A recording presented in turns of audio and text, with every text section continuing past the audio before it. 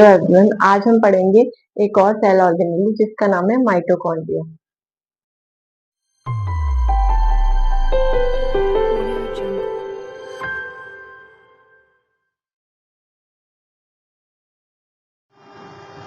Mitochondria double membrane bound structure है। ये mitochondria का स्ट्रक्चर है। तो देखिए, ये जो मेम्ब्रेन है, आउटर मेम्ब्रेन, ये है इसकी आउटर मेम्ब्रेन। ये अंदर वाली जो है, ये है इसकी इनर मेम्ब्रेन। और ये जो अंदर वाली मेम्ब्रेन के अंदर जो सब्सटेंस है, इसको हम बोलते हैं मैट्रिक्स। इसमें डीएनए, राइबोसोम, ये सब होता है। और इनर मेम्ब्रेन और आउटर मेम्ब्रेन के बीच का जो स्ट्रक्चर है, ये इसे हम बोलते हैं इंटर मेम्ब्रेन स्पेस या पेरी माइटोकॉन्ड्रियल स्पेस।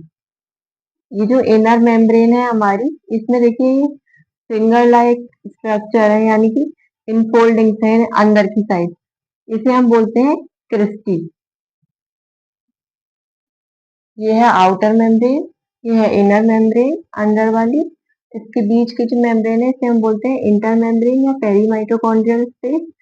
अंदर का जो इनर मेम्ब्रेन में जो सब्सटेंस है, उसे हम बोलते हैं मैट्रिक्स। मैट्रिक्स में डीएनए हमारा प्रेजेंट होता है। राइबोसोम हमारे प्रेजेंट होते हैं, रेड कलर के जो है ये राइबोसोम है। तो आपको ये समझ में आ गया होगा कि mitochondria double membrane bound structure है। अब हमारी सेल जो है, उसको डिफरेंट फंक्शन करने हैं। तो डिफरेंट फंक्शन करने के लिए एनर्जी की रिक्वायरमेंट है। तो एनर्जी कहाँ से मिलती है उसको? माइटोकॉन्ड्रिया हमें एनर्जी प्रोवाइड करता है सेल को। इसीलिए हम इसे बोलते हैं power house of the cell, क्योंकि ये हमें एनर्जी दे रहा है, पावर दे रहा है। अब माइटोकॉन्ड्रिया का शेप एंड साइज। माइटोकॉन्ड्रिया जो है सॉसेज शेप का होता है या सिलेंड्रिकल शेप का होता है। इसका डायमीटर जो होता है 0.2 से 1 माइक्रोमीटर होता है। एवरेज जो है वो 0.5 माइक्रोमीटर है। लेंथ जो है वो 1 से 4.1 म्यूएम है। ये आपका एनसीईआरटी का डेटा है।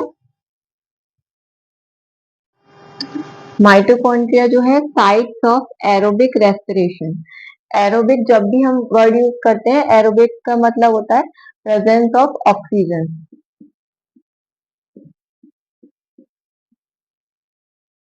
और रेस्पिरेशन मतलब जिससे हमें एनर्जी प्रोवाइड, जो हमें एनर्जी प्रोवाइड कर रहा हो। Sites of aerobic respiration. अब हम जो भी खाते हैं, कार्बोहाइड्रेट, प्रोटीन, फैट, डायरेक्ट उसको एनर्जी, डायरेक्ट वो सेल हमारी यूज नहीं कर सकती है। तो माइटोकॉन्ड्रिया क्या करता है, उसको चेंज करता है, हमें सेलुलर एनर्जी की फॉर्म में प्रोवाइड करता है। और सेलुलर एनर्जी ये प्रोवाइड करता है हमें in the form of ATP. In form of ATP. ATP जो है हमारी, इसको हम बोलते हैं energy currency of the cell.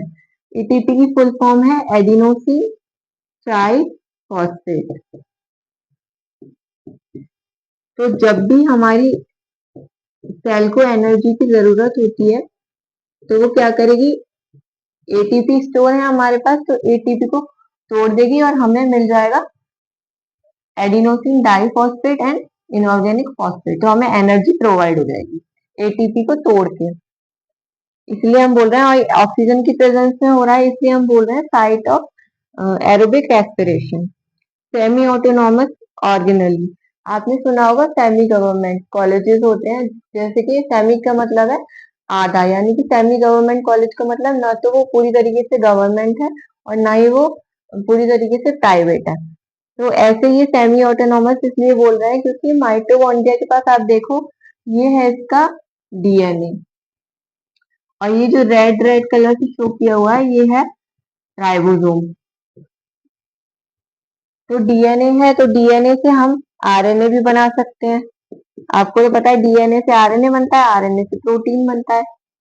DNA से आरएनए बना सकते हैं। और राइबोसोम भी है हमारे पास। तो राइबोसोम में प्रीवियस लेक्चर में हमने पढ़ा है कि ribosome protein factory of the cell है। तो ये हमें प्रोटीन प्रोवाइड कर देगी।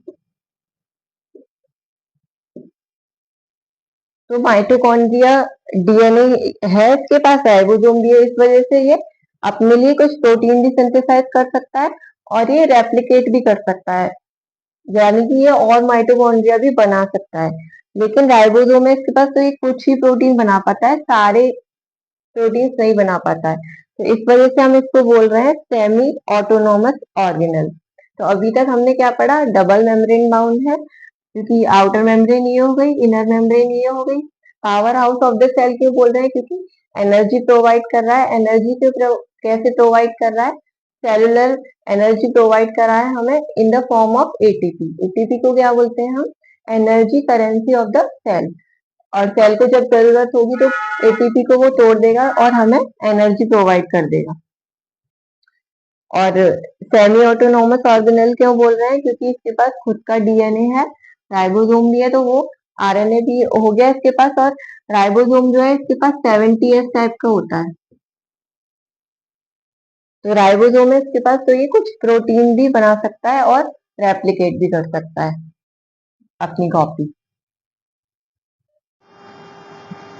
नंबर ऑफ माइटोकॉन्ड्रिया डिपेंड करता है सेल की कितनी फिजियोलॉजिकल एक्टिविटी, यानी कि कोई भी सेल कितना ज्यादा फंक्शन कर रही है उस पर डिपेंड करेगा माइटोकॉन्ड्रिया सेल में कितने होते हैं। जैसे कि आरबीसी होती है हमारी, तो आरबीसी के पास माइटोकॉन्ड्रिया नहीं होता है। और जो हमारी लिवर सेल्स है उन्हें बहुत ज्यादा काम करना पड़ता है, तो उसके पास थाउजेंड्स में माइटोकॉन्ड्रिया होते हैं। तो ये आपको क्लियर हुआ। एंड ये जो क्रिस्टी है, आप ये देख रहे हो क्रिस्टी, ये क्या है, इनफोल्डिंग्स है। इनर मेम्ब्रेन ये है, इनर मेम्ब्रेन ही, ये देखो ये इनर मेम्ब्रेन है, ये कुछ कुछ जगहों पर अंदर चली गई है ऐसे। ये ही आपको आपके बन गए हैं क्रिस्टी। जब सिंगुलर होगा मतलब एक के बारे में हम बात करेंगे तो हम इसे बोलेंगे क्रिस्टा। और जब कई सारे बात करेंगे प्लूरल में तो हम बोलेंगे इसे क्रिस्टी। तो क्रिस्टी क्या है, इनर मेम्ब्रेन के इनफोल्डिंग। तो हम क्या कह सकते हैं, इनफोल्डिंग ऑफ इनर मेम्ब्रेन।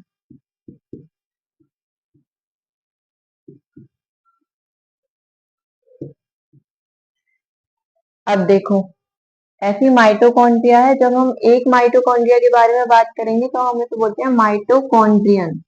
और जब कई सारे माइटोकॉन्ड्रिया की बात करेंगे, प्लूरल में बात करेंगे, तो हम इसे बोलते हैं माइटोकॉन्ड्रिया। ठीक है, तो ये देखो ये माइटोकॉन्ड्रिया मैंने बना दिया, ये इसकी इनर मेम्ब्रेन हो गई। एक ये माइटोकॉन्ड्रिया बनाया, इसके ये बना दिए क्रिस्टल।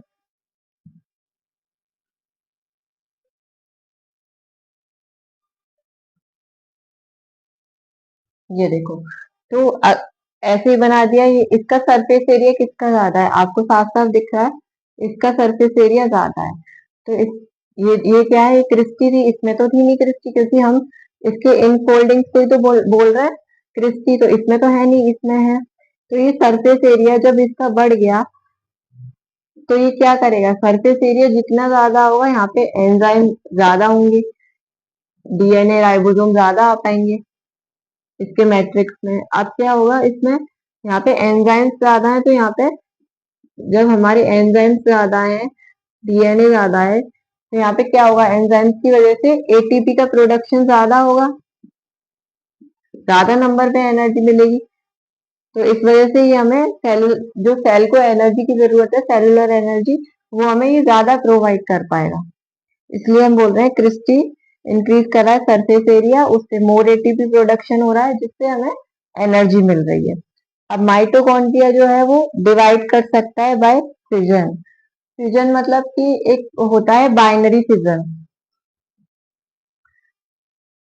Binary fission. माइटोकॉन्ड्रिया जो है वो डिवाइड करता है बाइनरी फिजन के थ्रू। बाइनरी फिजन क्या होता है, ये है, आप कह सकते हो, form of asexual reproduction,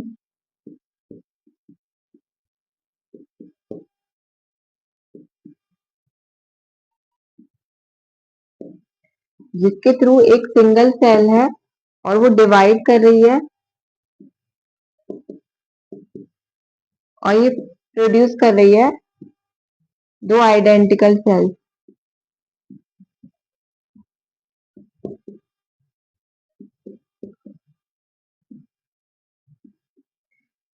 binary fission क्या है?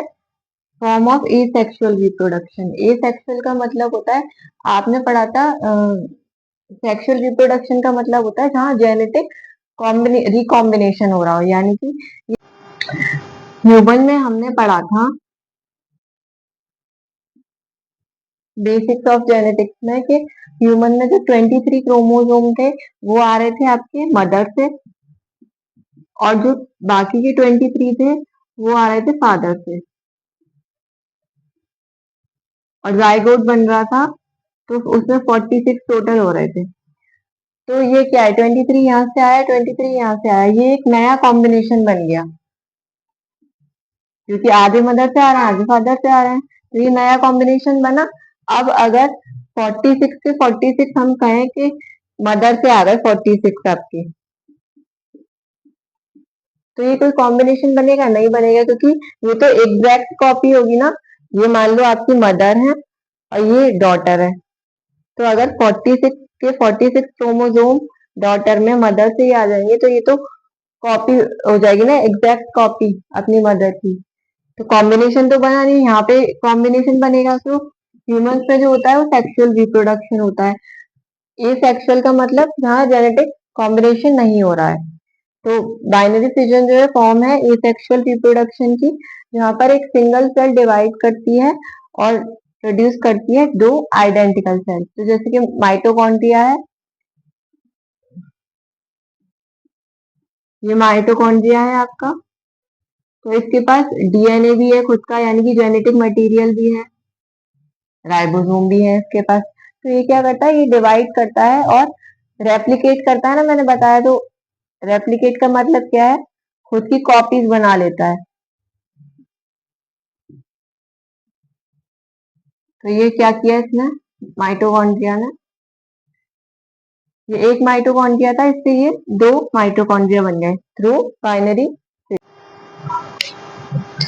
आई होप माइटोकॉन्ड्रिया आपको अच्छे से समझ में आ गया होगा। अगर आपको ये वीडियो पसंद आई है तो प्लीज लाइक करें, शेयर करें, सब्सक्राइब करें। Thank you so much for watching.